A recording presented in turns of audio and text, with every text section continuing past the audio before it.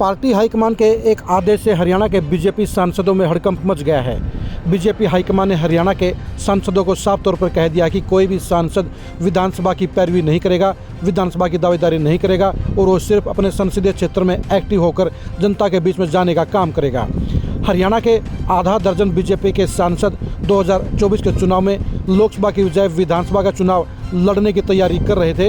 इन नेताओं को BJP high command ने साफ संकेत दे दिया है, साफ तौर पर कह दिया कि वो फिलहाल लोकसभा चुनाव की तैयारी करें। अभी विधानसभा की दावेदारी को लेकर कोई भी नेता न तो बयानबाजी करेगा और न ही कोई फील्ड में एक्टिविटी करेगा।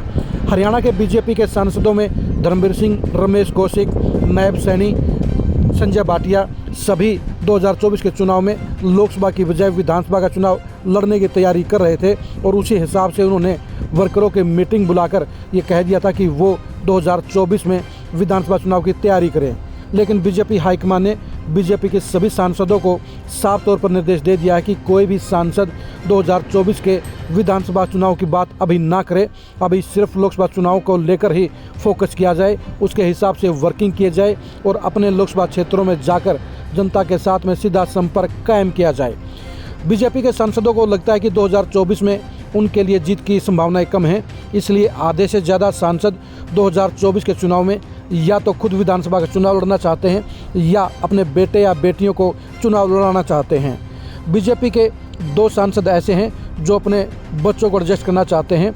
राव इंद्रजीत जहां अपनी बेटी आरती राव को विधानसभा का टिकट दिलाना चाहते हैं, वहीं फरीदाबाद के केपी गुर्जर भी अपने बेटे को विधानसभा का चुनाव लड़ाना चाहते हैं। लेकिन बीजेपी में दिक्कत इस बात की है कि 2-2 टिकट किसी को नहीं मिलते हैं। इस मामले में अपवाद के तौर पर सिर्फ हिसार में ब्रजेंद्र सिंह और उनकी मां प्रेमलता को विधानसभा का टिकट दिया गया था। 2024 में बीजेपी के सांसद उसी आधार पर खुद और अपने बच्चों के लिए टिकट मांगने की जुगत बढ़ा रहे थे। लेकिन बीजेपी हाईकमान ने साफ कर दिया है कि 2024 के चुनाव को लेकर अभी सिर्फ लोकसभा की बात होगी। विधानसभा चुनाव के लिए अभी कोई भी न तो चर्चा की जाएगी और न ही जनता के बीच में रैलियां या बैठकें की जाएंगी।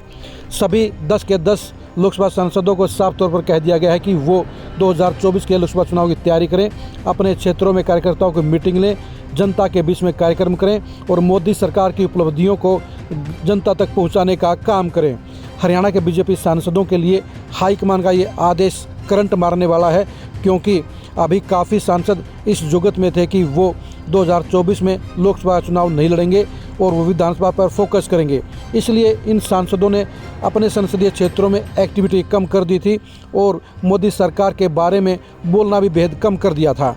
बीजेपी हाईकमान इस बात से चौकन्ना हो गया और इसलिए सभी सांसदों को साफ तौर पर आगाह कर दिया गया कि विधानसभा चुनाव को लेकर ना तो कोई बयानबाजी होगी और न ही टिकटों की कोई दावेदारी की जाएगी। यानी हर लोकसभा सांसद को सिर्फ अपने लोकसभा क्षेत्र में जाकर न सिर्फ लगातार एक्टिव रहना पड़ेगा, बल्कि मोदी सरकार की उपलब्धियों को भी लगातार प्रचारित करना होगा। मोदी सरकार के कार्यक्रमों को लेकर, मोदी सरकार के 10 साल के उपलब्धियों को लेकर जनता के बीच जाने के निर्देश सभी सांसदों को दे दिए गए हैं।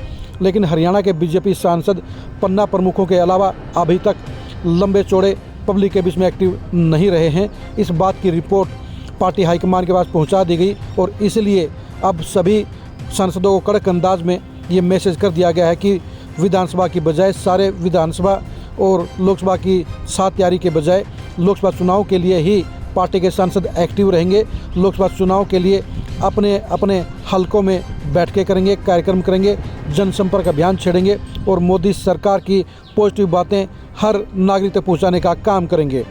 बीजेपी के सांसदों के लिए ऐसा करना कुछ मुश्किल भी है, क्योंकि हरियाणा में बीजेपी की सरकार को लेकर जनता में काफ़ी हद तक नेगेटिविटी भी है।